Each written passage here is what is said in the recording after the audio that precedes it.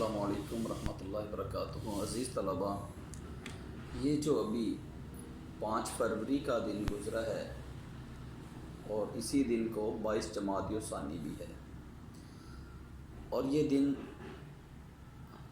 بہت ہی اہمیت کا حامل ہے۔ یہ 5 فروری کے دن کو ہم کشمیر ڈے کے نام سے بھی یاد کرتے ہیں۔ تو اسی طرح سے 22 جمادی الثانی کا دن جو ہے یہ حضرت ابوبکر صدیق رضی اللہ تعالی عنہ کی یاد کو بھی تازہ کرتا ہے۔ تو اس میں بیٹا اگر ہم دیکھیں تو 5 فروری کو ایک تو ہم نے جو جلوس وغیرہ نکالے، ریلیاں نکالی اور اپنے پورے جذبات کا اظہار کیا ہے کہ ہم کشمیریوں کے ساتھ ہیں۔ تو اس میں بیٹا ساتھ ساتھ یہ بھی یاد رکھیں، آپ یہ ریلیاں ضرور نکالیں، لیکن اس کے ساتھ ساتھ عملی طور پر اپنے آپ کو مضبوط کریں۔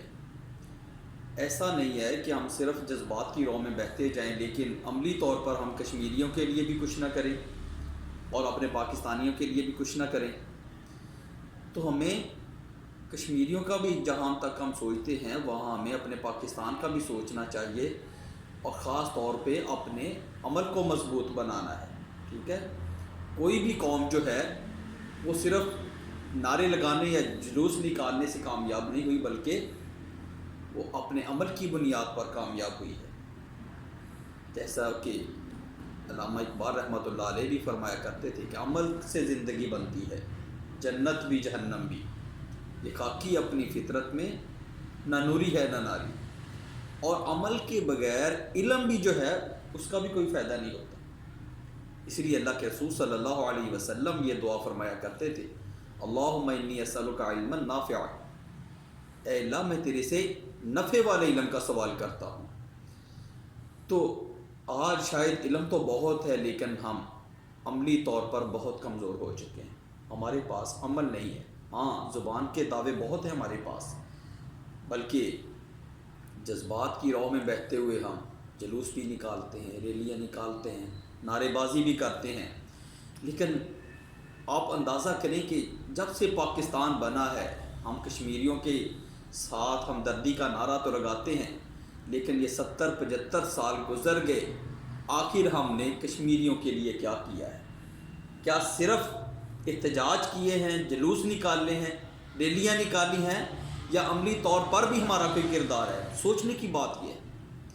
یہ نہ ہو کہ بس جلوس کی حد تک ہم رہ جائیں، نعرے لگانے کی حد تک ہم رہ جائیں، جبکہ جس چیز کی ضرورت ہے ان کے ساتھ ہمدردی کی، ہم اس سے پیچھے رہیں۔ اس بات کو سوچنے کی ضرورت ہے۔ تو ہمیں عملی طور پر ان کی ساتھ ہمدردی کرنی چاہیے، خاص طور پہ پاکستان کے جو لوگ ہیں، ہمارے اندر بھی بہت ساری کمیاں ہیں، بہت سے کمزور لوگ بھی ہیں۔ اپنے نظام کو بھی مضبوط بنائیں، وہاں کشمیریوں کی مدد جہاں کرنی ہے وہاں ہم پہلے یہ بھی کریں کہ ہم خود اس قابل بھی ہیں کہ نہیں۔ کسی کی مدد وہی آدمی کر سکتا ہے جو خود بھی اپنے اندر مضبوط ہو، معاشی طور پر بھی اور ہر لحاظ سے۔ آدمی جب وہ اپنے اندر یہ صلاحیت رکھتا ہے پھر ہی وہ دوسرے کی مدد کر سکتا ہے۔ جب اس کے اپنے اندر صلاحیت نہ ہو تو زبان کے دعوے کیا ہیں؟ اور اللہ کے رسول صلی اللہ علیہ وسلم نے یہ بھی فرمایا کہ ان اللہ لا ينظر الى صورکم واموالکم، اللہ تمہاری شکل و صورت کو نہیں دیکھتے، تمہارے مال و دولت کو نہیں دیکھتے، کیا ہے؟ وَلَٰكِن يَنظُرُ إِلَىٰ قُلُوبِكُمْ وَأَعْمَالِكُمْ، اللہ تمہارے دلوں کو دیکھتے ہیں اور تمہارے اعمال کو دیکھتے ہیں۔ اب ہم سبھی ایک تجزیہ کرتے ہیں، ہم اپنے دل سے پوچھیں گے کیا ہم دلی طور پر یا عملی طور پر کشمیریوں کے ساتھ ہماری کیا ہمدردی ہے؟ حقیقت پہ غور کریں۔ یہ بات یاد رکھو، اکثر لوگ جو جذبات کی راہ میں بہنے والے ہوتے ہیں وہ حقائق سے بہت دور ہوتے ہیں، وہ حقائق سے بہت دور ہوتے ہیں۔ تو میرا اپنی قوم کو یہی پیغام ہے کہ وہ حقیقت کو پہچانیں، حقائق کو سمجھیں، ہمیشہ حقیقت کی جستجو کرنی چاہیے اور حقیقت پسند ہونا چاہیے۔ جو لوگ حقیقت پسند ہوتے ہیں یقیناً ان کے لیے پھر عمل کرنے بھی آسان ہو جاتے ہیں۔ جو لوگ حقیقت سے ناشنا ہوں، حقیقت سے واقفیت نہیں ہے، تو زبان کے نعرے کوئی اہمیت نہیں رکھتے۔ میں آپ کو اس بات سے منع نہیں کرتا کہ آپ جلوس نہ نکالیں، ریلیاں نکالیں، ان کے ساتھ اظہار یکجہتی کریں، لیکن اس کے ساتھ ساتھ کبھی تنہائی میں بیٹھ کر یہ سوچیں کہ ہم عملی طور پر کتنے ان کے ساتھ ہیں۔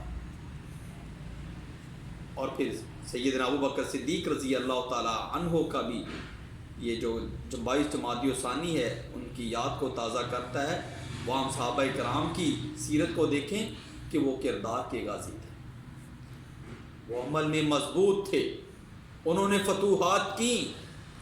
آج ہم ان کی سیرت کو پڑھتے ہیں، صرف کانوں کا چسکا سمجھا ہوا ہے، لیکن اگر دیکھا جائے تو وہ تو لوگ کچھ کر گئے، ہم نے کیا کیا ہے؟